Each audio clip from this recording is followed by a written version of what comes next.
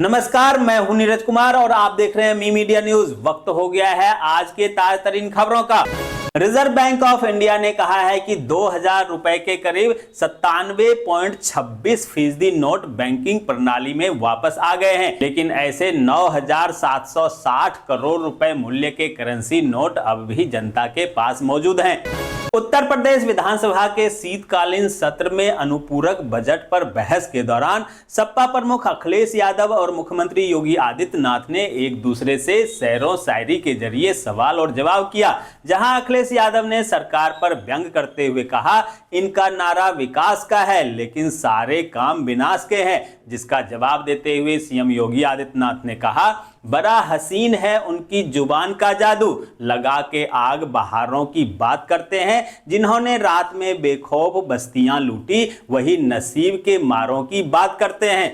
गया के civil line थाना क्षेत्र के जीबी रोड में अरविंद स्टोर के पास गुरुवार को नशे में बेहोशी के हालत में एक युवक को 112 नंबर पुलिस ने इलाज करवाने के लिए हॉस्पिटल लाई। जहां उसकी तलाशी ली गई तो युवक के कमर में एक देसी कट्टा बरामद हुआ। युवक की पहचान मुस्फिल थाना क्षेत्र निवासी मोहम्मद वासी उर्फ मोनू के रूप में हुई है।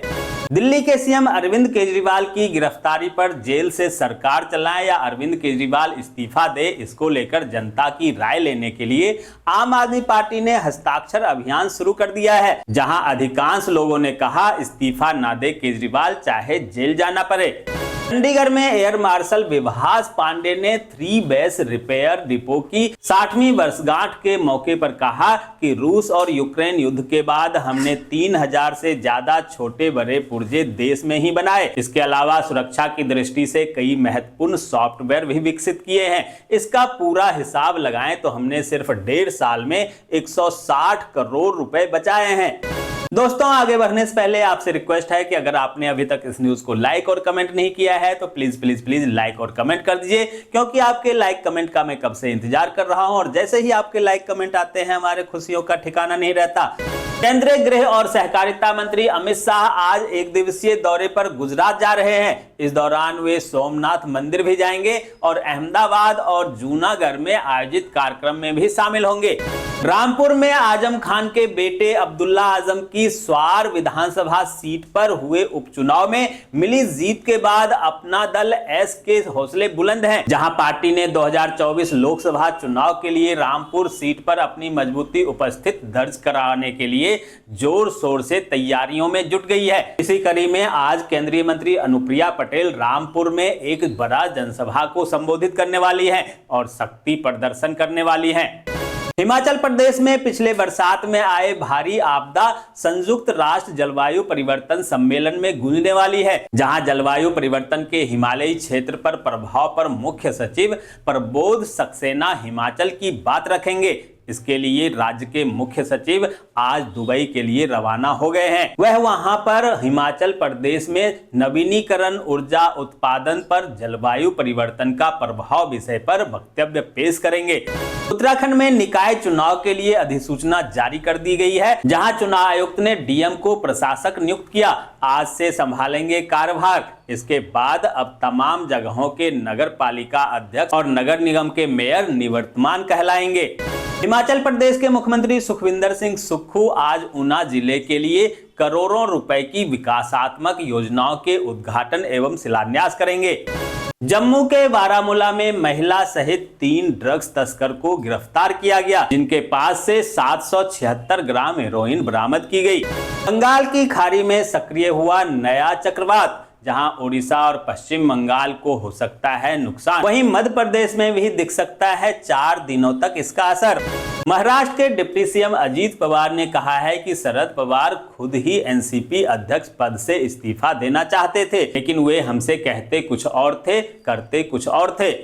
सुप्रीम कोर्ट ने अडानी समूह के खिलाफ प्रकाशित लेखों के संबंध में 4 पत्रकारों को गुजरात पुलिस की कठोर कार्रवाई के खिलाफ दिए गए अंतरिम संरक्षण को बढ़ा दिया है। कोर्ट ने गुजरात राज्य को अपना जवाब दाखिल करने के लिए 1 सप्ताह का समय भी दिया है। राजस्थान के मुख्य निर्वाचन अधिकारी प्रवीण गुप्ता ने विधानसभा चुनाव 2023 के लिए 3 दिसंबर को होने वाले मतगणना के तहत की जा रही तैयारियों का आकस्मिक निरीक्षण किया और जिला निर्वाचन अधिकारियों को आवश्यक निर्देश दिए। उत्तर प्रदेश के डिप्टी सीएम ब्रजेश पाठक ने किया ट्वीट। मेडिकल कॉलेज में हुए प्रसूता की मौत मामले में डिप्टी सीएम ब्रजेश पाठक ने कार्रवाई की जानकारी देते हुए कहा कि 2 चिकित्सकों को बर्खास्त करने, 2 नर्सों को निलंबित करने और 2 अन्य नर्सिंग कर्मियों को निलंबित किए जाने को लेकर डायरेक्टर को आदेश दे दिया गया है। राजकीय बालिका उच्च माध्यमिक विद्यालय रोहिरा में राष्ट्रीय सेवा योजना के तत्वाधान में विश्व एड्स दिवस पर जागरूकता कार्यक्रम का आयोजन किया गया, जिसकी अध्यक्षता संस्था के प्रधान शैतान सिंह बारड़ ने की। हरियाणा विद्यालय शिक्षा बोर्ड विभानी द्वारा आज और कल 3 दिसंबर को आयोजित करवाए जाने वाली हरियाणा अध्यापक पात्रता परीक्षा को नकल रहित करने के लिए प्रशासन ने पूरी तैयारी कर ली है। बता दें कि राज्य में इससे पहले कई बार पेपर लीक का मामला सामने आ चुका है।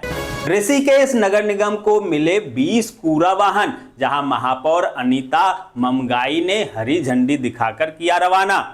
झारखंड के डुमरी NH-19 पर पुलिस ने मवेशियों से लदा 2 कंटेनर सहित एक पिकअप वैन को हिरासत में लिया है, जिसमें सैकड़ों की संख्या में मवेशी लोड था। यह घटना नीमिया घाट थाना क्षेत्र का बताया जा रहा है। मतगणना से पहले छत्तीसगढ़ कांग्रेस ने बुलाई उम्मीदवारों की बैठक, जहां डिप्टी सीएम TS सिंहदेव ने कहा कि हमने सर्वसम्मति से फैसला किया है कि आलाकमान जो चाहेंगे वही होगा। मुख्यमंत्री जिसे बनना होगा वो आलाकमान ही तय करेंगे।